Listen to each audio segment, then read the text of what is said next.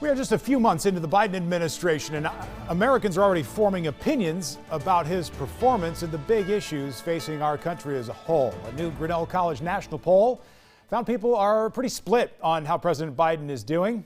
Split probably doesn't surprise you these days. This is a poll between Grinnell College and the polling firm Selzer and Company. Let's bring in Peter Hansen. He's the national poll director to break down these numbers for us. First, let's get into favorability. 49% favorable, 43% unfavorable. This is nationwide. How does that stack up against other presidents at this stage? Well, in recent years, it's been more common for presidents to start with somewhat lower favorable ratings, and that's just because we're highly polarized these days. So historically, those numbers would be higher. But the strength that Biden has here is that he's above water. His favorables exceed his unfavorable ratings, and that's a good place for him to begin. Well, obviously, 49% of people must think he's at least trustworthy, you would assume, to give him a favorable rating. But when we dig into that word, actually, trustworthy, let's take a look at what the data say.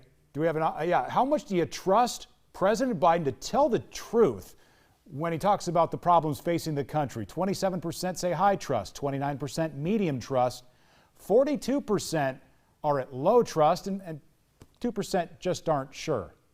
What does that indicate to you, Peter? Well, again, I'd say starting with the positive news, we've got a majority of Americans saying that they trust the president to tell them the truth about problems facing the country.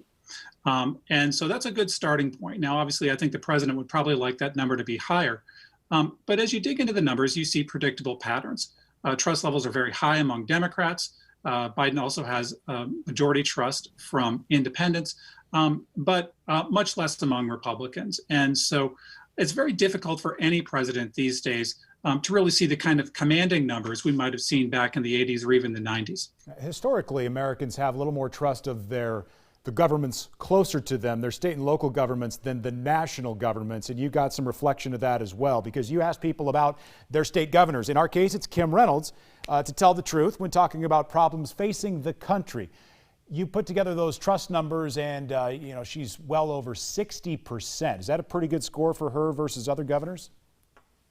Well, of course, this is for governors across the country. So we're a national sample. So we asked 1,000 Americans whether they trust their governor. So these aren't Iowa-specific numbers. But overall, governors did very well. And you're exactly right that people do tend to reflect higher levels of trust for local leaders. Now, interestingly, the highest trust number we had in our poll was of scientists. And that was encouraging in a time like today where we're dealing with a national pandemic, that there are neutral outside experts that people feel they can go to tell them the truth about problems facing the country. We've had a lot of opinions about the 2020 election that have either changed or gotten more reinforced over the past several months as more information has come out about the election. And you asked people about that. How do they feel? Was there enough fraud in the 2020 presidential election to change the outcome? 35% of people surveyed say yes. More than half say no. 10% aren't sure. But when you drill this down to Republicans, that's where you get the big numbers, Peter. Well, that's exactly right. In fact, 72% of people who voted for Donald Trump believe that there was enough fraud in this election to change the outcome. And that's a troubling figure for a number of reasons. I mean, one, again, there's no real factual basis to that belief. I mean, former President Trump's own Justice Department debunked those allegations, and it was tested multiple times in court. But Americans believe leaders that they trust, and Republicans have a lot of trust in Donald Trump. And so when he makes those allegations about fraud, they're believed. And that has a lot of reverberations in our system. I mean, what it's done is shaken confidence in our whole system of elections.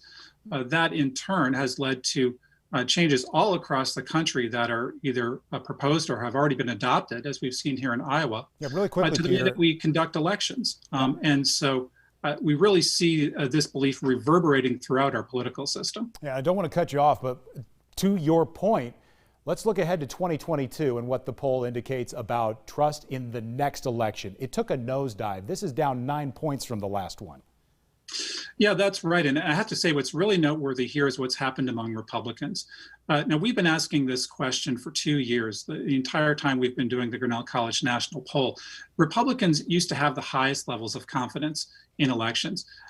In 2 years' time, their level of confidence in elections has dropped 50 points. That's extraordinary. It's really a direct outcome of allegations of fraud in the 2020 election. And again, it doesn't bode well for our political system.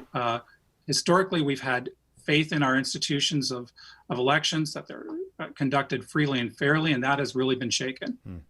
He's Peter Hansen. He's the National Poll Director at Grinnell College. Thanks for joining us on the program this afternoon for this detailed insight. Happy to be here. We're back with more right after this.